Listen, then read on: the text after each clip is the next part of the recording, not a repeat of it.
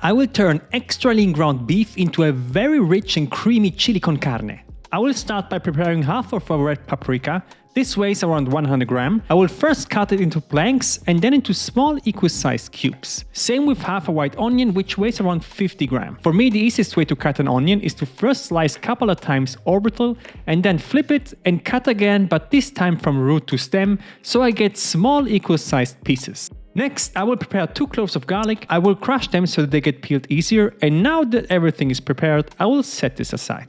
Before I will start frying, I will first prepare 250 grams of water with 1 teaspoon of broth. I'm using chicken broth, but you can also go with vegetable or beef broth. And then I will add my personal special ingredient right now to make this super rich and delicious, and it's 1 package or 9 grams of gelatin. The gelatin will give the sauce this nice full texture that will perfectly balance out lean cuts of meat that can turn a sauce into something more on the dry side. Now, I will first start with 2 sprays of olive oil into a pan on medium heat, and then I will add in the onion and the paprika.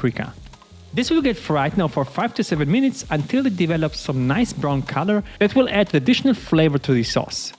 Once it has some color, I will add the garlic with a garlic press and fry this for another 30 seconds. If you add garlic right from the beginning, it can burn and turn bitter, so it's almost always safer to add garlic after the onions have fried for a couple of minutes. Now we'll add 200 grams of extra lean ground beef. This has 5% fat. You can also go with the regular ground beef, but then this will have double the calories, but it will also be juicier and tastier. I will try to separate the meat with a spatula and fry this for around 2 to 3 minutes, just until it starts to get some browning.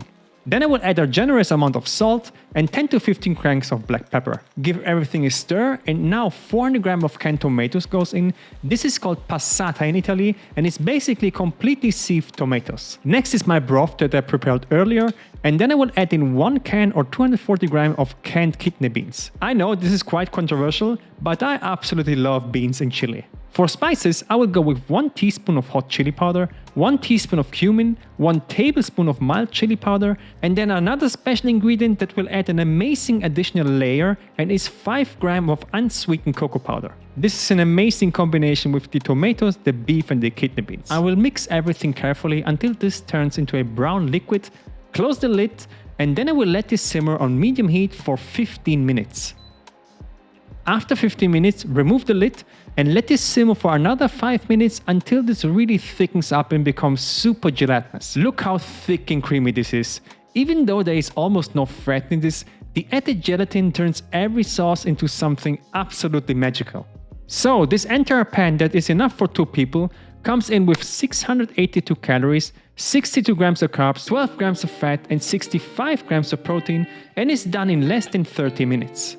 Click on this video to see another recipe where gelatin turns extra lean ground beef to a rich and delicious low-calorie meat sauce.